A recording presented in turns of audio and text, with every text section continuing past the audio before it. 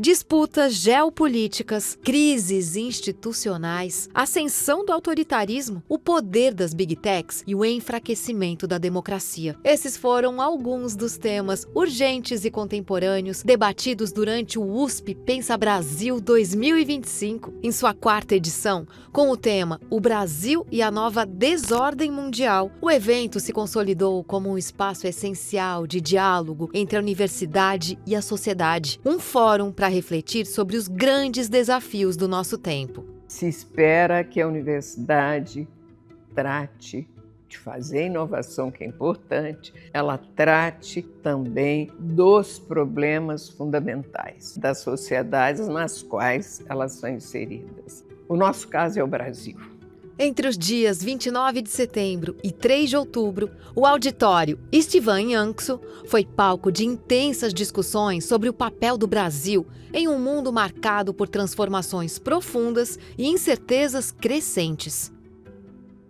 A conferência de abertura foi conduzida por Celso Amorim, ex-chanceler brasileiro e atual assessor-chefe da Assessoria Especial da Presidência da República. Em diálogo com Pedro Dalari, professor titular de Direito Internacional da USP, o diplomata abordou temas como a crise da democracia, o enfraquecimento das instituições multilaterais e o acirramento das disputas econômicas globais. A ordem internacional, tal como a conhecíamos, já não existe e ainda não sabemos a que ela dará lugar. Diante dessa desordem global, cresce o mal-estar, o sentimento de que o mundo está mudando e não necessariamente para melhor.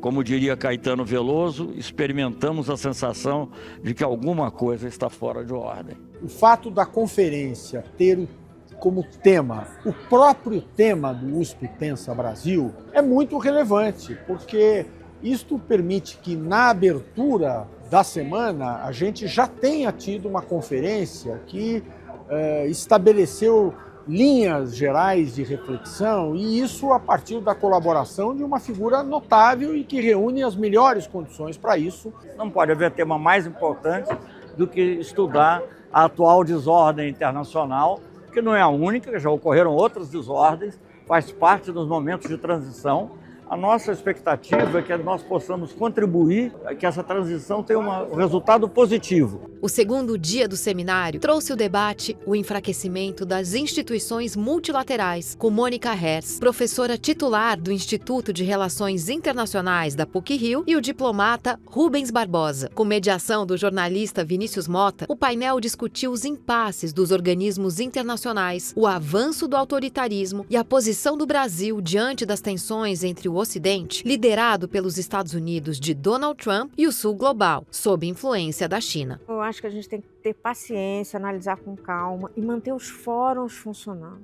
manter o espaço social em que a gente pode negociar a nossa vida pública, internacional e transnacional. E tentar lembrar a ideia de interdependência e a ideia de humanidade. Como é que a gente faz para preservar essa ideia, não no âmbito de pequenas elites, mas no âmbito da população como um todo. No terceiro dia, o foco foi a plutocracia e a crise da democracia. Uma reflexão sobre o aumento das desigualdades, o declínio da justiça social e a financeirização da economia. Participaram do debate Viviana Santiago, da Oxfam Brasil, Bernardo Melo Franco, jornalista, e Martim Vasques da Cunha, escritor e doutor em Ética e Filosofia Política pela USP. A mediação foi do professor Felipe Loureiro, do Instituto de Relações Internacionais da USP. Eu gosto de pensar nessa democracia como uma democracia inacabada, né? De dizer, olha, antes da gente pensar nos desafios de uma plutocracia e o que é que isso significa,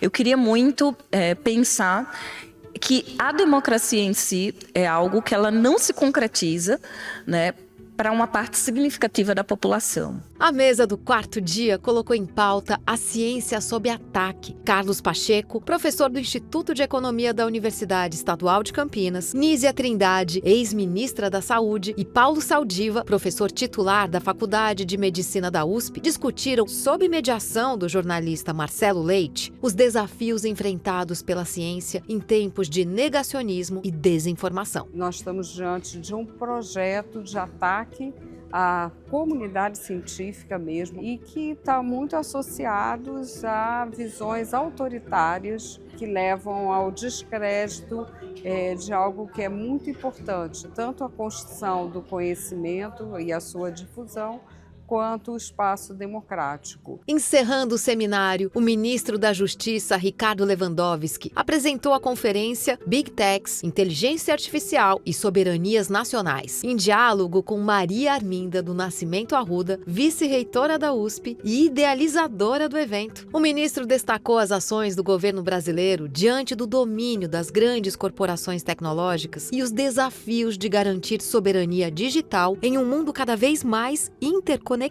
Na medida em que as Big Techs atuam de forma absolutamente desregulada e têm a possibilidade de disseminar fake news e criar uma nova realidade ou um mundo da pós-verdade, a formação livre da vontade política do cidadão fica prejudicada. Isso é um risco para as democracias e os diferentes países estão tratando dessa questão de maneira diferente. Debates e mesas de reflexão ao longo da semana aprofundaram as discussões ao redor do tema principal desta edição. E convidados de diversas áreas do conhecimento enriqueceram os diálogos nos encontros. Eixos temáticos: políticas públicas estratégicas em tempos de turbulência. O avanço do autoritarismo e os riscos para a democracia. Uma análise a cargo do Centro Observatório das Instituições Brasileiras e do Núcleo de Estudos da Violência. Ciência e democracia. Relações da universidade e política. Universidade no enfrentamento dos extremismos. Geopolítica num mundo fragmentado. E o desafio de conviver com as diferenças. Mais uma vez, as manifestações culturais ampliaram a experiência do USP Pensa Brasil.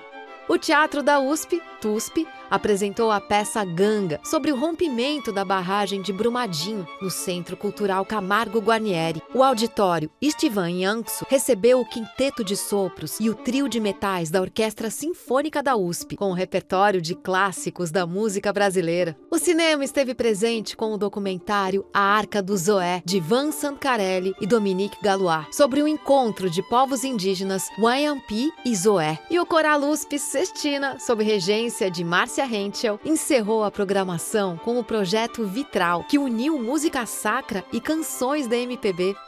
Ao longo de suas 4 edições, USP Pensa Brasil mobilizou dezenas de profissionais de diferentes áreas do conhecimento, representantes da academia, do poder público e da sociedade civil, em torno de grandes temas do nosso tempo. Um encontro de ideias e perspectivas que atraiu um público sempre atento e engajado, em busca de novas utopias para pensar o futuro. Em 2022, a nova reitoria, e aí liderado pela vice-reitora Maria Arminda do Nascimento Arruda, trouxe como proposta um maior engajamento da Universidade de São Paulo nos grandes temas do país. E nesse sentido, o projeto USP Pensa Brasil surge para reunir, ou pelo menos criar esse espaço de uma semana na Universidade de São Paulo, em que uma grande temática pudesse ser trabalhada, pudesse ser debatida e por vozes mais diversas, da universidade, de fora da universidade, de atores da sociedade civil, política. Num artigo publicado em fevereiro de 1934,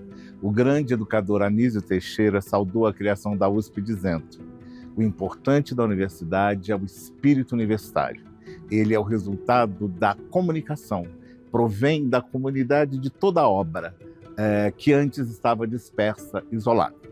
Nesses 4 primeiros anos da realização do USP Pensa Brasil, nós trabalhamos intensamente para que este projeto, de certa forma, desse continuidade e celebrasse esse verdadeiro espírito universitário. Em 2025, USP Pensa Brasil inicia uma nova etapa ao se vincular ao COI, Centro Observatório das Instituições Brasileiras, um dos frutos mais significativos gerados pelo próprio projeto. Presidido por Ricardo Lewandowski e com vice-presidência de Maria Arminda do Nascimento Arruda, o COI foi instituído durante a primeira edição do evento, em 2022. E é uma iniciativa da reitoria da universidade, concebida com a finalidade de monitorar o funcionamento presente e o debate sobre as transformações das instituições no futuro próximo. O saldo do USP Pensa Brasil ele deriva do fato da universidade ter tomado a dianteira para discutir os temas fundamentais, oferecer uma contribuição e desempenhar o papel que lhe cabe. Por isso que se fala num quarto momento da universidade. Quer dizer, o primeiro como ensino, o segundo como pesquisa, o terceiro como difusão do conhecimento e o quarto, uma criação conjunta com a vida social.